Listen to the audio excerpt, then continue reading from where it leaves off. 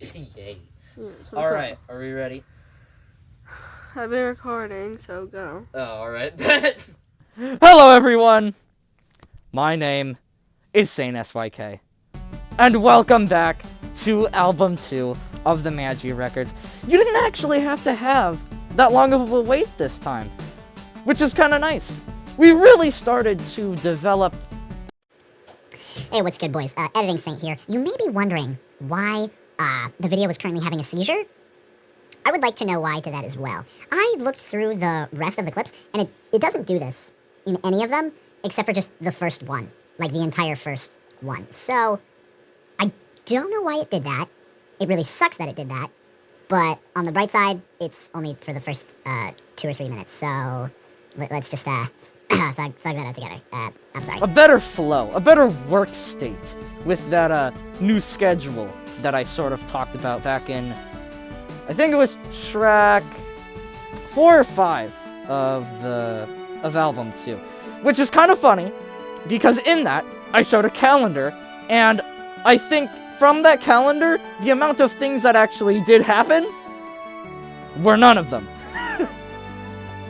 But either way, we have been upping our game, posting nice and consistently, for album 2 at least. But enough talk about me. Let's get on to the meat and potatoes, the beans of what we're all here for. Magia record, episode 6. I gotta say, this one was pretty good. I didn't know how they could outdo the last one because watching back the editing that I had to do for that track 5, I was like, oh, this was a good episode though. Easily their best episode so far. I mean, it wasn't even close. And this one, I'm not sure if it beats it quite, but I do have to say, it's gotta be close. I was in a certain mood when watching this episode. I gotta hand it to whatever they were cooking up on this episode. Because something about me was just theorizing and picking up on their little messages and... well, goddammit, there was symbolism used in this episode. That's right. First, there was the foreshadowing. And then, there was symbolism. In Magia record. And it only took 6 episodes. We are leveling up like crazy here. Honestly, I'm giddy. I've been having such a good day today, and when I was watching this episode, my belly full and my head ready to absorb what my eyes were witnessing, I couldn't help but get a little intelligent with this episode.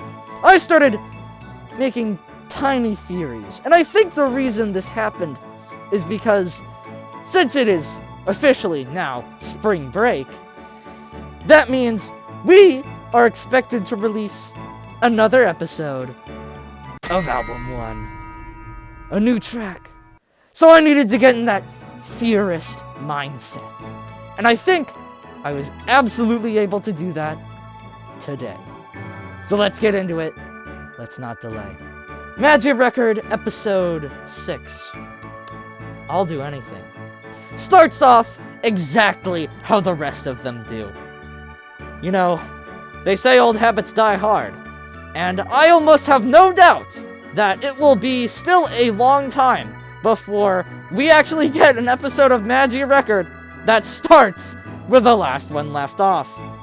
Anyway, as soon as this one began, I noticed immediately that the familiars in this labyrinth are actually the little witch enemy, or the little familiar enemies that you fight in Exedra when you're doing your upgrade quests. So, I was just sitting here and I was like, I know these guys inside and out, like the back of my hand. I am a versed master in this enemy, and I knew that they would have no trouble with it. I mean, I've slaughtered thousands of these guys for just the crystal abilities alone. I'm now going to subtly flex the EXs I have. Thank you. Continuing in I just have to say, what is even happening? Like, genuinely, this sequence is so strange. It is just full of just zaniness. And I gotta say, I was liking that. That truly was some Madoka Magica madness that we were witnessing right there. I don't think I'll be able to play a lot of it, largely due to the fact that it actually has a song playing with it at the same time, and I have no doubt that that song is absolutely claimed. So, maybe I'll just put over a couple of clips as I'm talking, but otherwise, just know it was very goated. Now, away from the witches and the familiars, we are then shown quite possibly the most terrifying image I have ever seen. 5 unnamed characters. This is a absolutely jarring sight. As soon as I saw that, I was like, oh my god, please tell me we are not introducing an entire team right now. Please. we surely can't be, right? And thankfully, spoiler warning, we only have to get introduced to one of them. Whew. Crisis averted. I would have had to write down and then mispronounce so many names. Insert a moment when I called Surino Pseudono, or the coordinator, the curator. Pseudono Yui. Person? Anyway, welcome another character, the curator. It is so funny that I write these names down, and I still somehow manage to get them wrong more than I get them right. Anyway, so far, Magia Records' track record of introducing new characters is awful.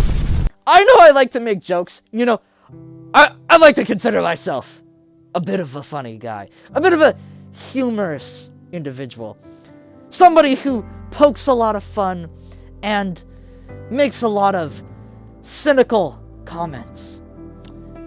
But no joke, on Madoka, this show has been introducing way too many characters. I mean, we're on like episode 6, and I think we introduce a new character every episode, but we don't just introduce one, we'll introduce like 2 new characters per episode. Like, it's bad, dude. I mean, I can get introducing a large amount of characters, you know, at certain moments, right? I mean, there's teams here, so of course we're gonna have to get introduced to, you know, teams and such. But dude, it's not just the teams. One episode you get introduced to one team, the next episode you're getting introduced to one magical girl, and then another, right? Because it was like McDonald's team, and then we go straight to the coordinator, and then we went to Surino, and then we saw Yui, and we saw both of Yui's friends, and we saw, like, I'm not even remembering her name, and she was introduced like last episode. Mufuyu. We saw Mufuyu. Okay. That is so many characters. And not to mention, what happened to not Madoka's friend at the start? Because we still haven't seen her. I want to be free. And she was so gung-ho about coming to Kamihama, too. She was more interested in going to Kamihama than not Madoka was at the start. And yet, where is she? The only thing I have to really remember her by is the fact that if you look at the cover for track 1 of album 2, it says her name on it, which I believe is Kuroe. Yeah, she's probably not important. Anyway, the purple one, I don't know her name. They say her name, but it went by really quickly, and I didn't really want to go back and hear it. But she says it later in quite a symbolic scene. So for now, I'm going to choose to make her nameless. That's right. I can be a bit artistic too. Anyway, continuing on, I noticed that, and like I said, I was just in a theorist mindset today. I actually watched the intro this time, to which I noticed that the purple girl is indeed in the intro, so I know she's going to be important. But more importantly, I was seeing how Not Madoka, at the very start, sits on Yui's side, and the window is open, with the light shining on her back. I could tell there was some rich symbolism in here, and I have not had the proper amount of time to think about what it actually could mean.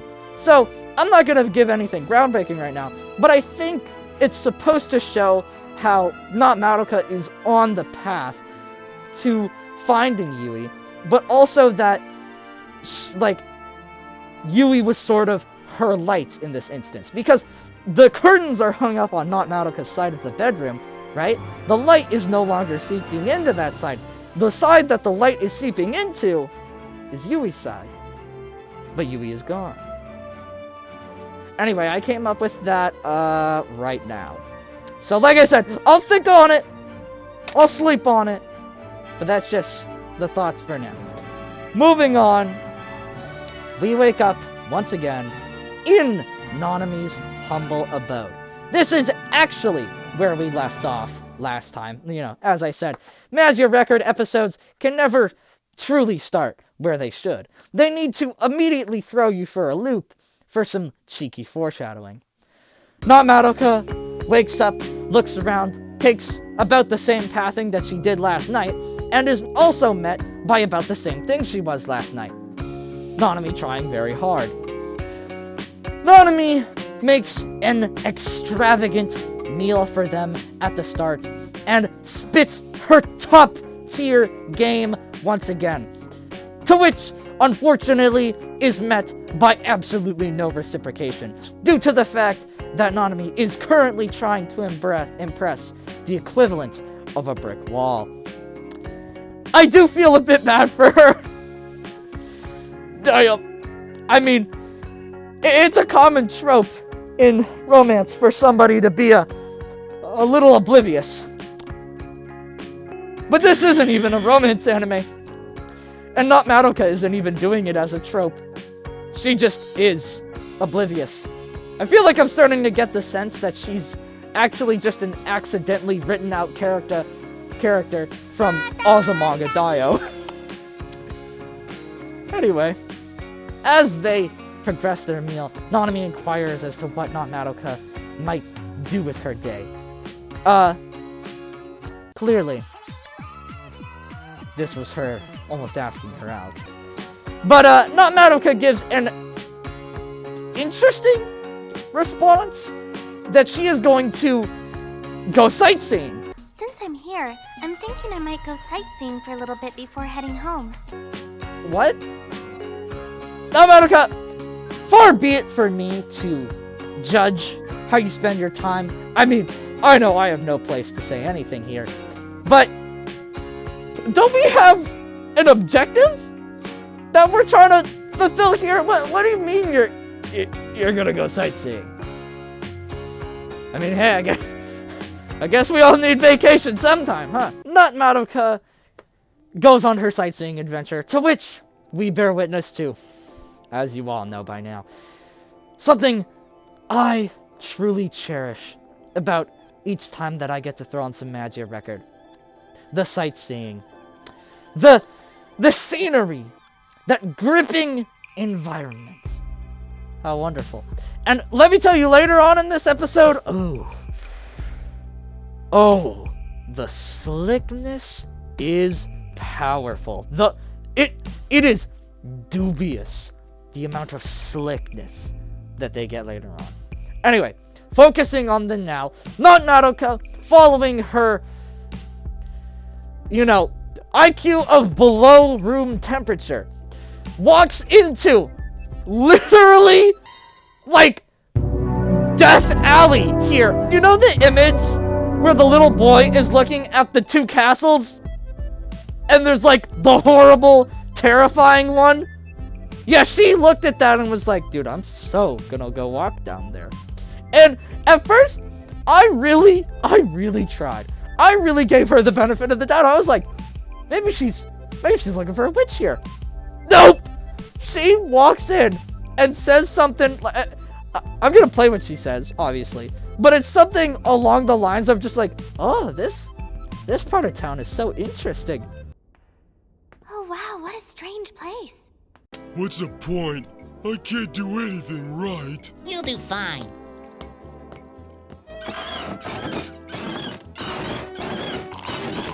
Hey pal, you just blowing from Stupid Town? Bro, you are in the same back alley that Batman's parents were killed in. Look around, man. You are literally like, what are we doing? She's in like the magical girl like hood right now. Like, to be honest, I was very surprised she didn't get jumped and then mugged. And I think she would have been if it weren't for the witch that she runs into pretty soon after. Which, by the way, she was not even looking for. And also, if there was a witch in the area, shouldn't her soul gem have been glowing, huh? Yeah, you forgot about that, didn't you, writers? Yeah, you did, didn't you? Yeah, magical girls are supposed to have their soul gem glow when a witch is near. So how was it that she just so stumbled here?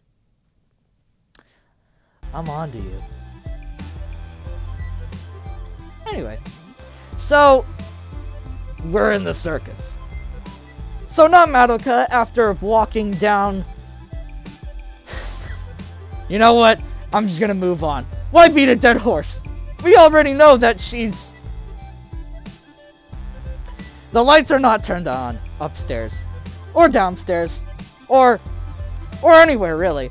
Actually, I don't think the electricity bill has been paid in a while. But aside from that, the thing that stood out most about this circus wasn't the fact that it was, you know, obviously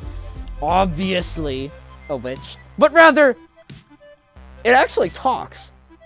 Initially, I was, like, very flabbergasted by this, and then I did kind of think about how they have been saying along the lines that the Kamihama witches are quite a cut above the rest. The very distillation of joy in a bottle. Oh, thank you, but... You just blowing from Stupid Town? And I actually think that this is a good demonstration of that so far. I actually think that most of the witches have been a good demonstration of witches that surpass what we believe to be the norm. You know, witches that are creating these, like, odd domains. But they're not physical domains like labyrinths. They're more mental, like when Rena got trapped in that one. And witches that can now speak. They can persuade and communicate. This is getting interesting. There's layers to this witch thing. The most form of communication that we've seen a witch be able to perform before was music in Sayaka's labyrinth. That would be what I would think would be the closest form of communication prior, because, you know, music is its own language. Speaking of music, not only have we here in the Magia Records leveled up our music, but Magia Record has also been leveling up their music. I mean, I was really feeling the atmospheres that they were picking here. Some really good songs. I mean, as I was mentioning earlier, in that zany and eerie scene with the witches and the familiars, they have a nice song playing. Well, nice that it paints a good picture. Not nice that I would want to listen to it again. So, Not Madoka progresses into the circus, to which she is greeted by a tall, mysterious vendor that promises her some what is known as owl water. The only one who's out of the loop. Owl water? And I have to really hand it to the writers right here, because they somehow expect you to believe that Not Madoka walked down this shady alleyway that looks like an off-limits section in Splatoon. She walked down there, willingly, mind you, walks into this circus that is clearly full of witches. I mean, this circus is more suspicious than the town in Maiden Abyss. And she is then offered a beverage called owl water. And she just downs that. Yes, sir! Here's to that Aakash, she's true blue. She's a got through and through. She's a... 魔法少女か。 So they say. She's about to go to heaven, but she went the other way. She went down, down, down, down. Sip, sip. You're a real one if you know that reference. You're such a real one. You were invited to my birthday party if you know that reference. Moving on. And this is like cinder block level intelligence here. You know, the survival instincts of a Chips Ahoy cookie right now. And yeah, she just drinks this owl water. And I'm gonna tell you right now, if my best friend offered me a drink called owl water, I don't actually think I would even drink it then. And not Madoka drinks it from a stranger. Granted, she was a little swayed by a mysterious blonde figure. What's in this? It rocks! Someone we have definitely not seen at the start of the episode. Well, what can you do? Now, earlier in the episode, Nanami instructs not Madoka that it would be wise to keep the fact that she's a magical girl hidden. Which is kinda nice that they're bringing that back, because in the very first episode, there was a lot of emphasis on keeping these things hidden, which had since fallen a little, but now is coming back. So, as much as there is absolutely horrible writing in this episode, there is some good writing. And to be honest, I think that is truly just the flow state, the yin and yang that is Magia Record. Truly deserving of a 5 out of 10 star title. Beautiful. Absolute mid. So naturally, after being informed that she should conceal her identity, she is instantly made out by another magical girl who recognizes that she has specific nail polish. And I do just have to say that I feel like hiding the fact that you're a magical girl from another magical girl is very hard, because first of all, you would have the ring. Second of all, you're probably dressed like the average main character most of the time. And then third of all, yeah, you'll have a weird insignia just on your ring finger. So it's a little hard to be chalant when all of these factors are at play. And if we know anything about Madoka, playing it cool is anything but her style. Purple girl who is blonde then gets mad at Madoka for coming up on her territory. Why you stepping up on my crib, yo? And demands that she pays a fee for just being in the area, I guess. I'm not actually sure why she wanted that initial payment. Well, anyway. They both get attacked by a witch, and this lasts 10 seconds at best, because this unit here defeats the witch completely without Madoka's help. She didn't even get into her fail state cycle, where she draws the bow, gets knocked over, and then needs someone to save her. We skipped the first 2 parts. We just skipped straight to somebody saving her. I mean, I'm already starting to like this girl already. She's cutting the runtime down. Alright. So, after being saved, we are given a shot of an egg on the floor.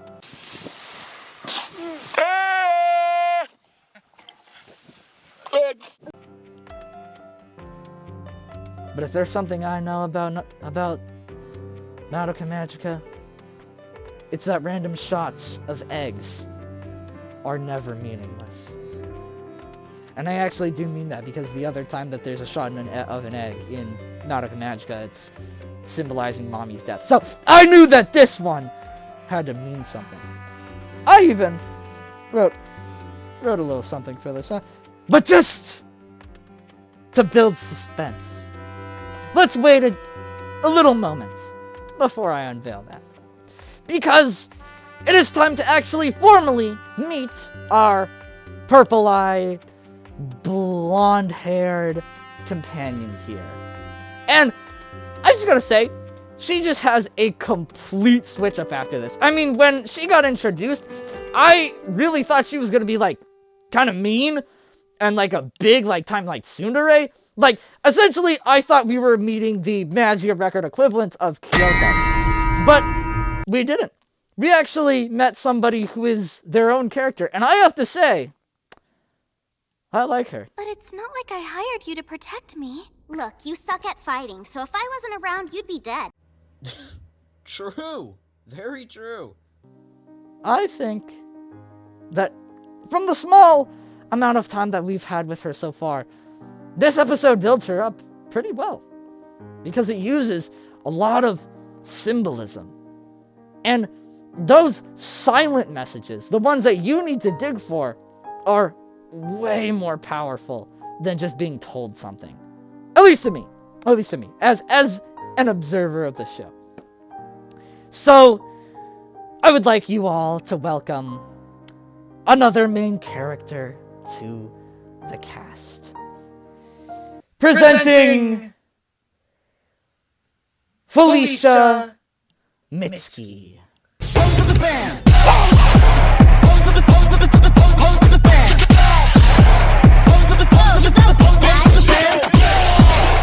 Yeah, her name is Felicia. That name is like so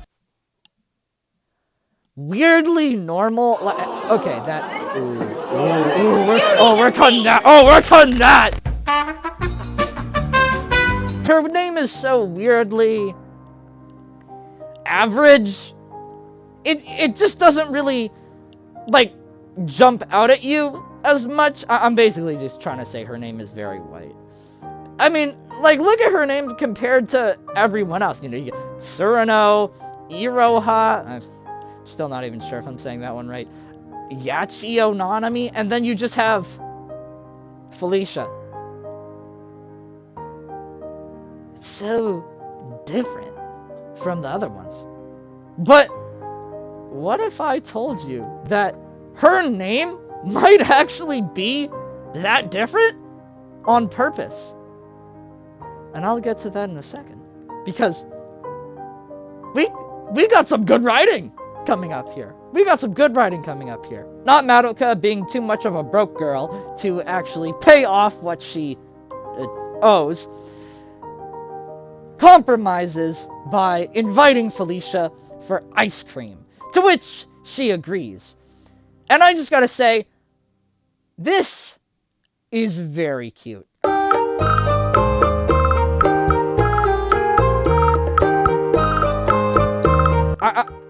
I mean, this is just wholesome, man.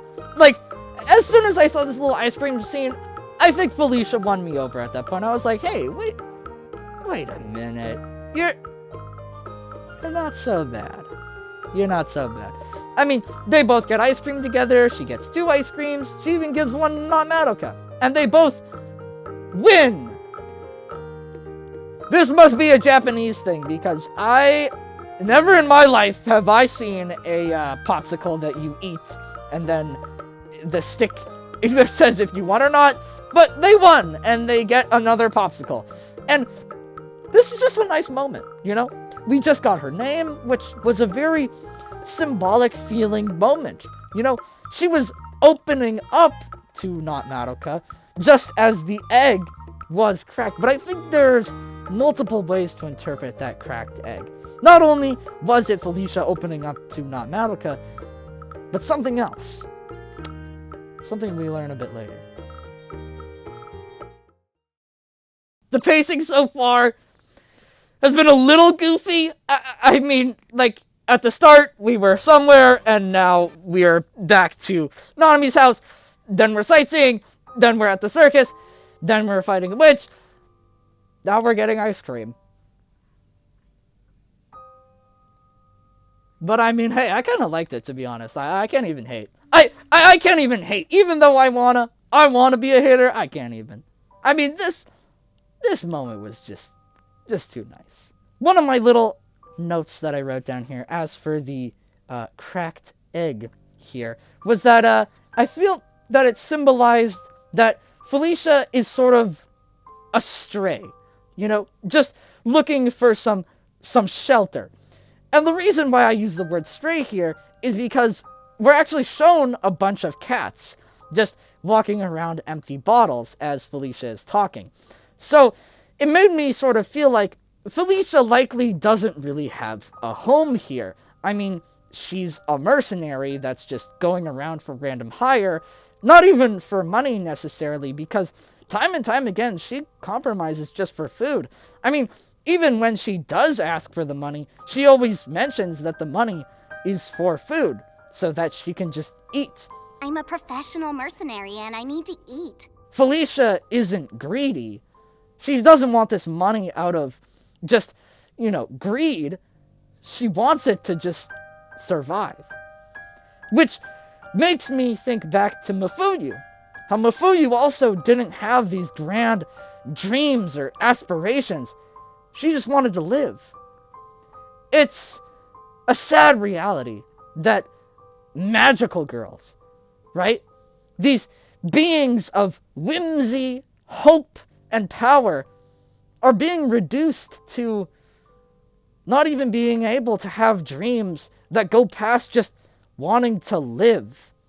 Just not wanting to die. I mean, we see it time and time again with almost everyone who's been a magical girl for a while. So, seeing in Felicia's case here, through this little symbolisms that they're giving us, makes me feel for her. Makes me feel a little sad, even. HMR, give the camera a whimper. Give me a whimper. Excellent. Moving on. We move to Nanami, who is going to the coordinator, to which we see Felicia's old squad walking out. I'm sure they'll come back later. They're not coming back later. There's no shot. There's no shot they're coming back. The only one that might come back is that blue one, because I think that she has a Kyoku in Magia, etc. I think. So the blue one might come back, but the rest of them, they are so gone that we are not seeing them again. We walk into the coordinator, who is having an important business meeting with a bottle of ketchup and mustard. Very important business. And we have noticed that Felicia is wanted. At first, I thought that this was going to be really cool. But I'm gonna spoil it right now. This wanted poster, I swear, is just a One Piece reference. Because literally nothing comes of it. Nanami, like again, I'm so going ahead right now and spoiling. Nanami sees Felicia, and she doesn't like take her in or anything. She's like, oh hey, can we like work together? You know, just saying. And it's just, what's the deal with the wanted poster? What is she even wanted for? Right? Like, what? She got kicked out of her, like, little squad there because she was being a little reckless. Now she's wanted? What are they gonna do? What are they gonna do? Tell her parents? Anyway, Nanami is trying to have a meeting with the coordinator until she is rudely interrupted by a powerful presence. Or rather, should I say, a powerful stench. We'll talk later. Seems you have another client. Everyone come back. We're having a retrial.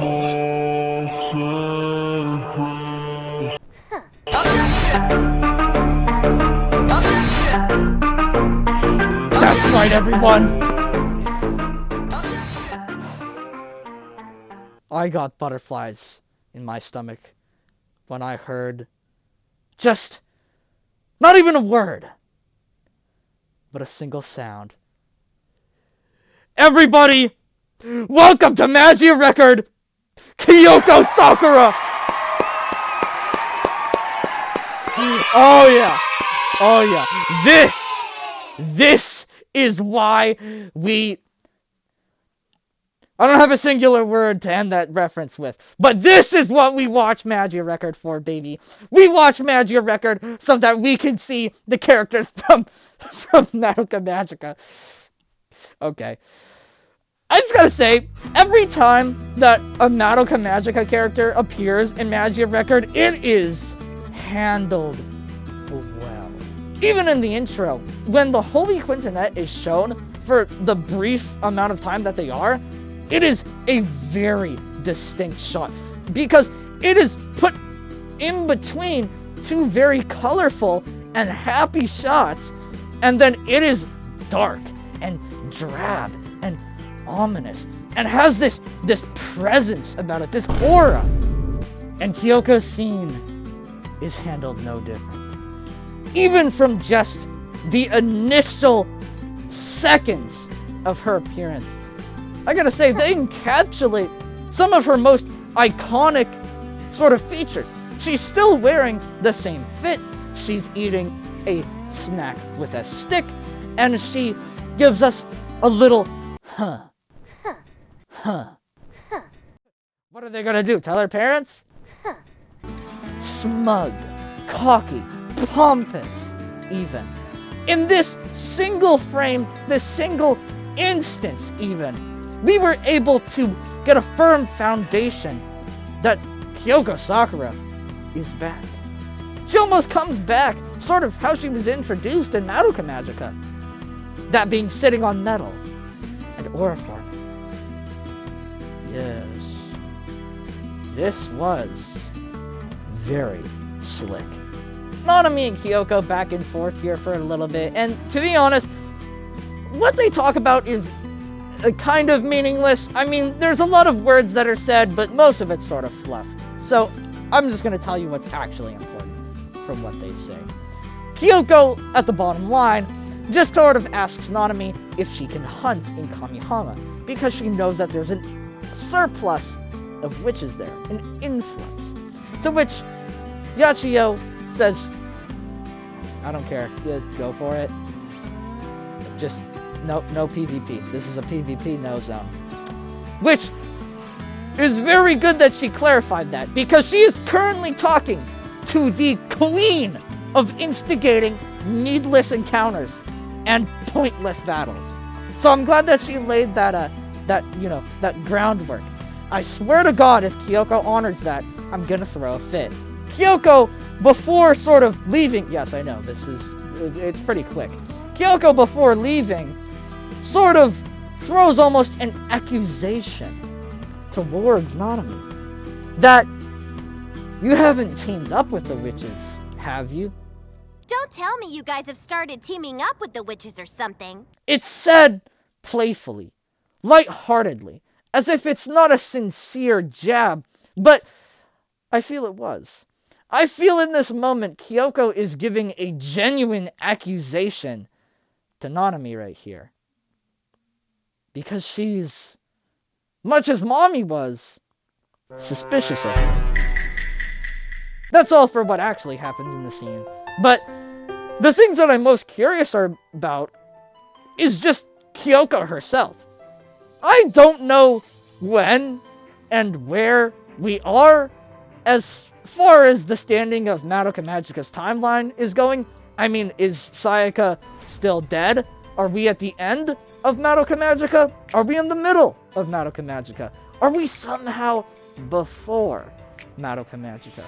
All of these things are still entirely possible, because the only, Mitakihara magical girls that we've seen is Mommy and Kyoko.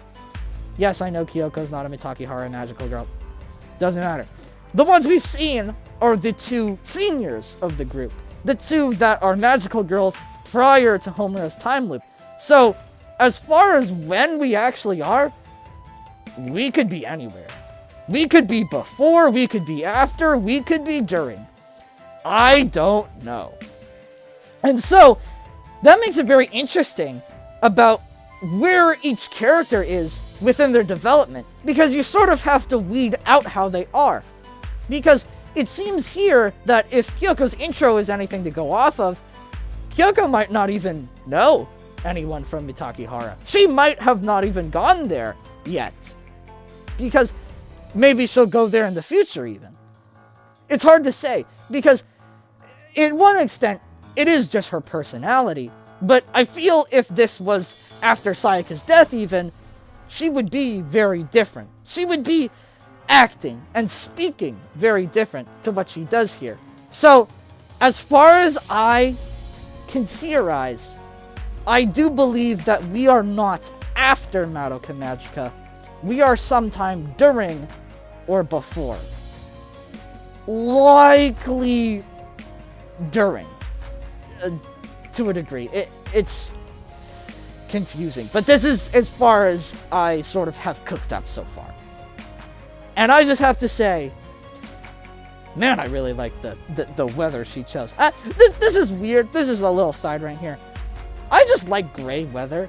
I don't know, like, you ever, like, walk out and the clouds are gray, but it's not cold, right? It's not cold. There's no wind. You just walk out. It's kind of gray. You just, like, you just kind of take it in. And also, their, like, location, too. Oh, my God. Ruined City, again? Like, they're just handing me everything that I like. I mean, I'm starting to think they might have just made this show for me specifically. Which might be true, considering I may be the 6th person to watch it. And so, after such a riveting scene, the only thing that we could naturally do afterwards is go gambling! Yeah, baby!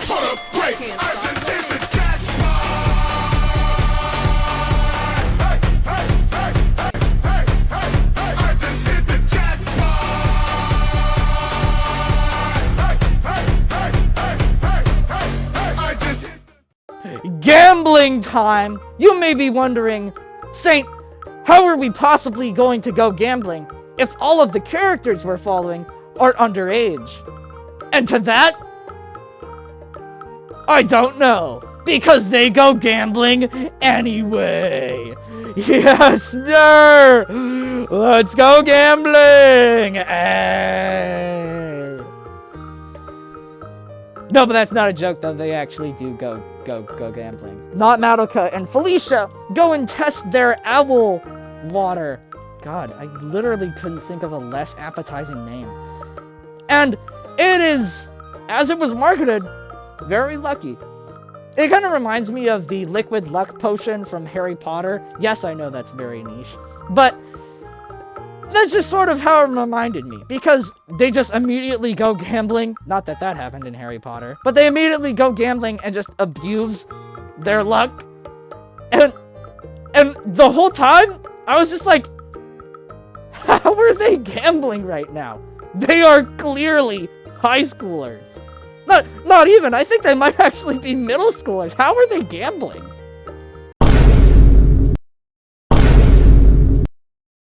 Anyway, doesn't matter. With their winnings, Not Madoka graciously buys Felicia a wonderful feast with her earnings. To which we are given a nice vulnerable moment with Felicia. So vulnerable, in fact, that to mimic it, I will sit down. We learn that Felicia is unable to live a simple life. Not Madoka asks a few questions to sort of break away at Felicia's outer shell here, to get into the meat and potatoes of things. Not Madoka is wondering, why is Felicia a mercenary for hire? Why does she risk her life more than she already needs to? Because she isn't just a magical girl who needs to fight for grief seeds.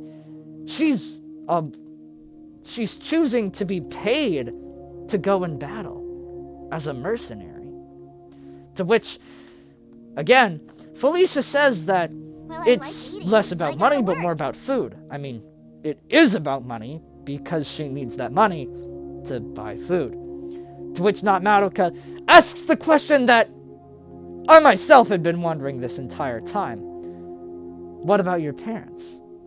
I mean, to someone as adept and versed in Madoka Magica, this was an easy conclusion for me personally.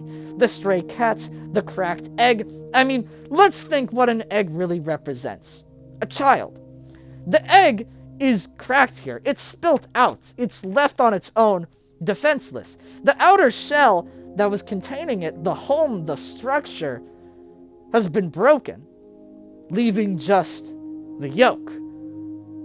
I mean, that coupled with all the stray cats and the empty bottles of milk, I felt it was easy to tell that Felicia Mitsuki does not have any parents. What about your parents?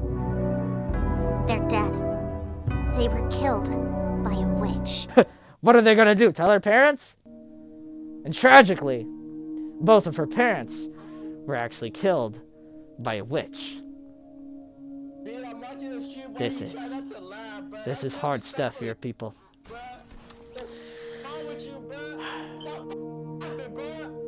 I find this really funny because it's like if you think about Kyoko's backstory, who also was technically introduced in this episode, and then that backstory, man, they are so different. But I gotta hand it to the writers here for a second. Just pause. I know, bad pacing for the video, but I gotta hand it to the writers. Introducing Kyoko at the same time as Felicia, I think, is genius. Writing genius. Because, as I said earlier, when I was first seeing Felicia, I was kind of, I was like groaning, like rolling my eyes. I was like, we're about to get another Kyoko, huh? This is Magia record Kyoko. And no, she's very, very different. I mean, she's a lot kinder, a lot more sincere. Felicia is like episode 9 Kyoko, but right from the jump. And what's funny is you can see this very, very, very clear difference because Kyoko is also literally there. Kyoko is here so that you can actively differentiate the two of them. It's pretty, I mean, that's pretty good writing. You know what else is pretty good writing? What I mentioned earlier. Because after learning about this heartache, the two of them go and are met by Nanami and Tsurano after a phone call that Madoka had with Nanami asking her if she had heard anything about the owl water rumor. To which, yeah, I think they might know something about that. You just maybe. That was a little confusing, but basically what I'm saying here is that Felicia's name is very different from the rest of the cast, because she actually lives in a different part of Kamihama City. She says that she lives in the west part, which, from what we can infer just from what we've been shown and how Felicia talks about it, and Felicia herself, is a little bit of a more run-down part of the city, a more hood part of the city, you know, where it's a bit more dangerous even. So it's actually really cool here, because the reason I skipped ahead in explaining what happens in the episode is once the four of them meet up, you can see that around them, the architecture is quite different. It's rather different, actually, from the rest of Kamihama City, and then even the city that Madoka is from, that I'm currently forgetting, and I really should remember. But it's different. And I think that's a really good writing consistency. And I just gotta say, who's in the kitchen cooking this up right now? Who's cooking right now? Did I just need to wait? Did I just need to wait until episode 5 until we started to cook? Who's here? Who's cooking? Huh? If you're cooking right now, let me see it. Let me see it. Show me. Huh? He who is cooking. Because I'm smelling something. And it's not Kyoko. I'm smelling something quite nice here. And I think it's Felicia. That did not land how I wanted it to. Something that is subtly mentioned by the duo here, Kyoko and Felicia, is that Nanami is famous. Whatever that might mean, I don't really know. Because they say that she's famous. And, I mean, Kyoko says it more subtly. She says, I've been hearing you're the top dog around here. Or something along those lines. I'm gonna have to play the audio clip. I hear you're the top dog around here. That right? I always quote things wrong. Anyway, my point being is, Kyoko knows that Yachio is of status. Whether that be power or social. Either way, Felicia just outright says that Nanami is popular. To which is a weird comment, because Felicia, don't you know Nanami? And Nanami, don't you know Felicia? I mean, she was in your flashback. Hey. Satoru. Oh, you were meaning Yachio. She's super famous. It's weird, because if it wasn't for that flashback and me taking, good detailed notes at that, I would have thought that these two have never met each other almost ever. Rather, they just know about each other because they're aware of each other's name and status. Nanami is clearly aware that Felicia is a bit of a troublemaker and a bit of an outcast within other magical girl teams, and that she has troubles. And then Felicia is just aware that Nanami is popular, powerful even. But they know each other. They know each other well. So why are their interactions so odd? It's not that their interactions are unfriendly most of the time, but they're not nearly what I expect them to be, considering their proximity, considering their history.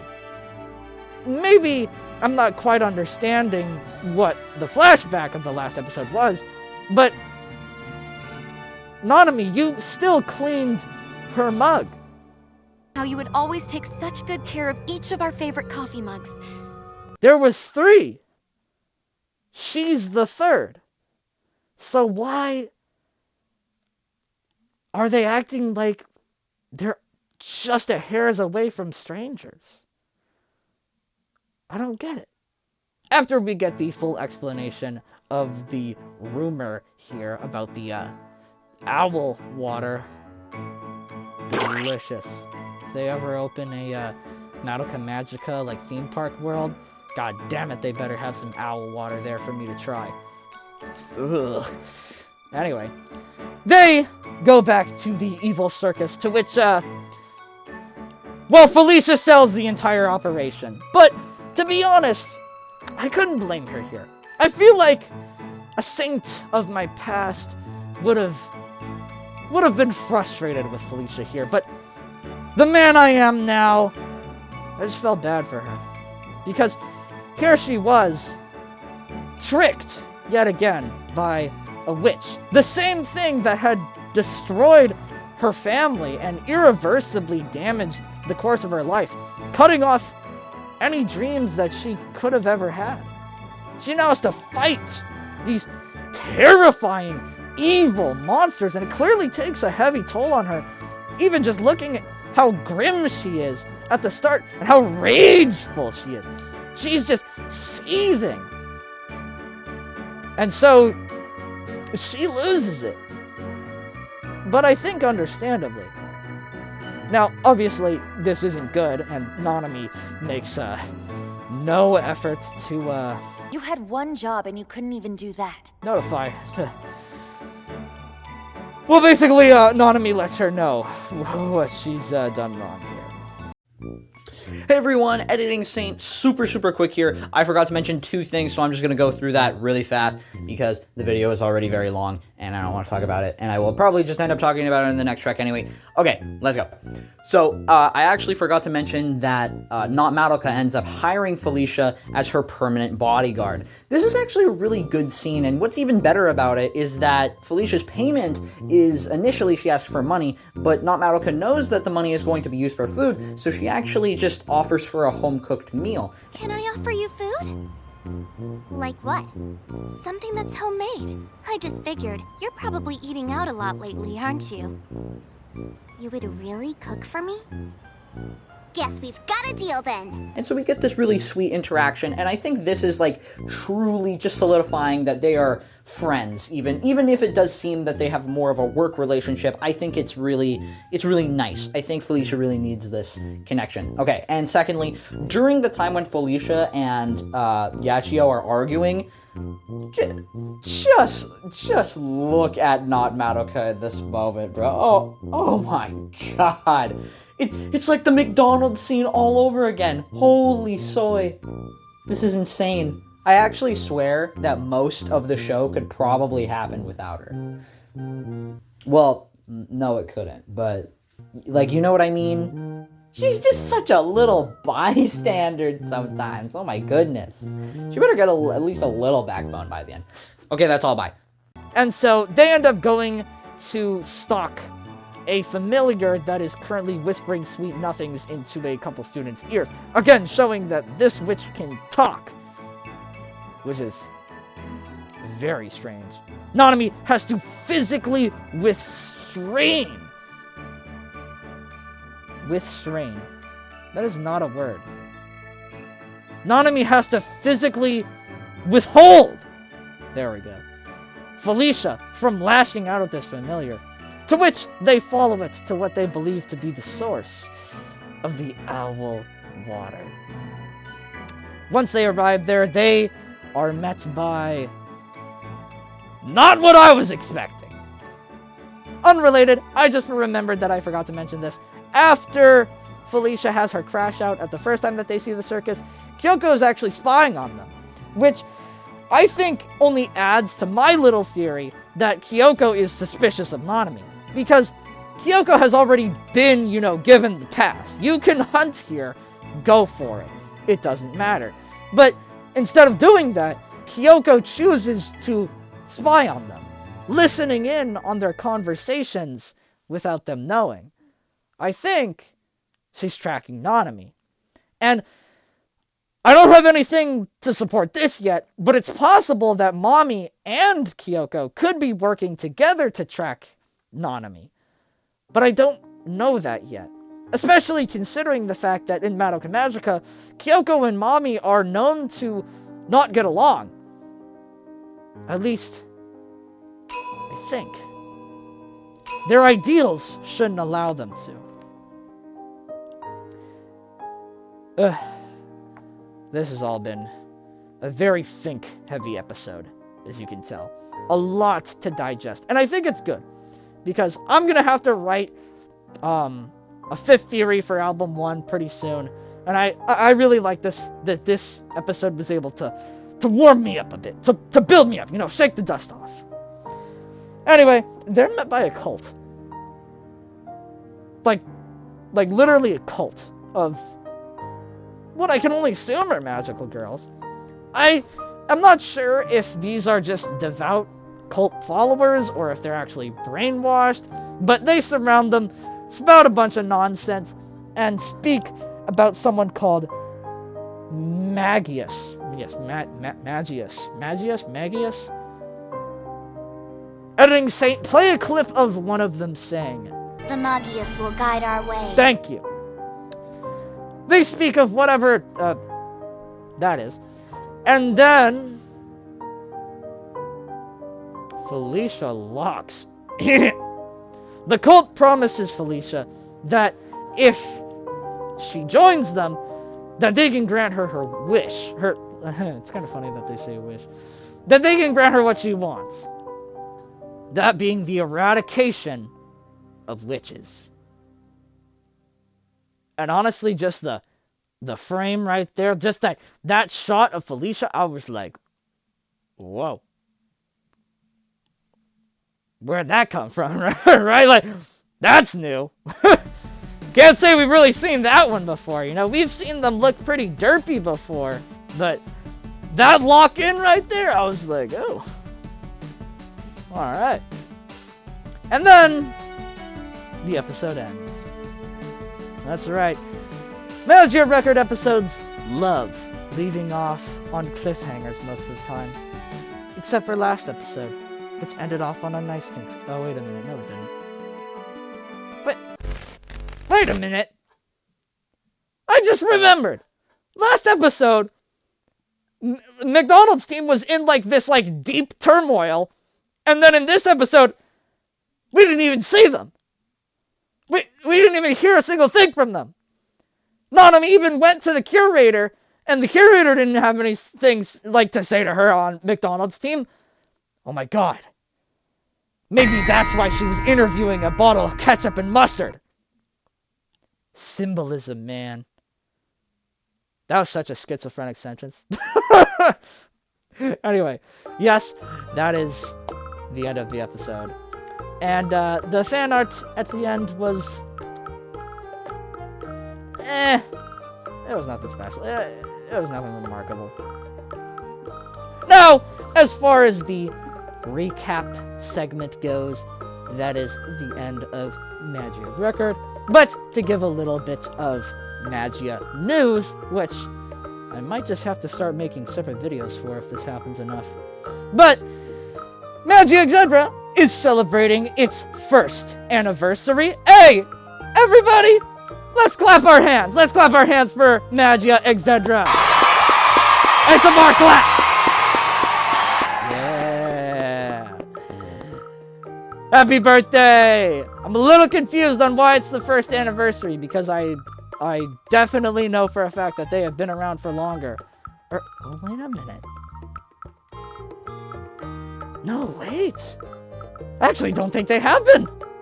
But, my god, this actually is their first anniversary. Oh my god. A second round of clapping. Yay. Yay.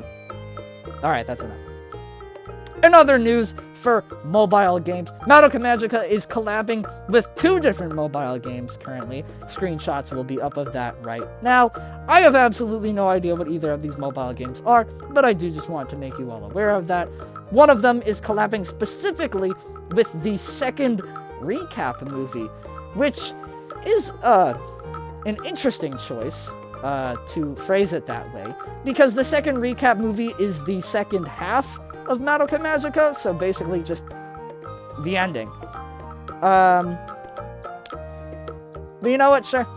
And then the other game that is currently having a Madoka Magica collab is this one on screen. Now, I don't know a lot about this one, but what I do know is I have seen my grandfather play this game. So all I know is that if I asked my grandpa if he got the Madoka Magica collab events inside of his game, it would be absolutely hilarious if he said yes.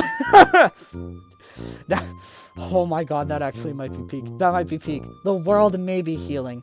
Also, while I was gathering the images for those collabs that I just talked about, I stumbled across these again, which I clearly, in the moment, forgot about. You might be wondering, what is this? I would like to know the same thing. I swear to you that in Japan, not a month, or not even 2 weeks pass where Madoka Magica doesn't have something happening. First it was that one like museum, then it was like the skyscraper, now it's like this, and there's been so many other things too. There's like, it's insane. I'm not gonna name them all right now because then I'm gonna have to go and find the images corresponding to them. But either way, so much is just always happening. It makes me jealous. It makes me sad, even, that I'm not even there. Which is why, honestly, I think I might have to start doing a weekly, like, Magia news video. I think I might. But, yeah. Cool screenshots, no? I wish I kind of knew what this was. I will talk to the person, the Twitter account that I follow, and maybe try and get some insider knowledge as to what these are. Here's that Twitter right there. Boom. Go follow that guy. He is a legend. He is the GOAT. But, yeah. Back to the track. Yeah. I like seeing Madoka Magica just pop up here and there. I mean, it's not a rare thing. It literally happens every week. Like, literally every week. Whether they be collabing with your favorite perfume store, bakery, museum, skyscraper, Italian motorcycle, horses, I don't even know. Also, if you are hoping to see a lot of images for that, I bet I didn't put them up because all the things I just named would require a lot of finding. And you know what? I trust that all of you are big boys and girls and you can find it yourself. But that's all for me. This was a good episode. I gotta say, I'm starting to really like Magia Record. I'm really liking just the motion of week by week I watch one episode, digest it, pick it apart, film a nice, sweet, and short video as I, slowly chip away at the big album 1 tracks. It's nice. I like the flow that I'm starting to get into. It feels really good to sort of find a footing finally. Oh, on that topic, like I said, we're planning to make a track for album 1 for spring break, so that means that Welcome and its second half and finished copy will probably be delayed. I say probably, but I mean definitely. It will definitely be delayed. But don't worry, it will be back soon. And you can continue that journey once it comes out. I have really enjoyed today's track. And I've also really enjoyed the last one for album 2. And I look forward to the future of Magia Record. Honestly, I'm gonna start doing these more, because I really am excited to just watch Magia Record. First time that's ever been said by a human with a pulse. So, that concludes album 2, track 6. I'll do anything. And she almost said the title this time. Almost. We almost did it. I suppose that, in the end, the one thing I'm left wondering is why no one knows our record.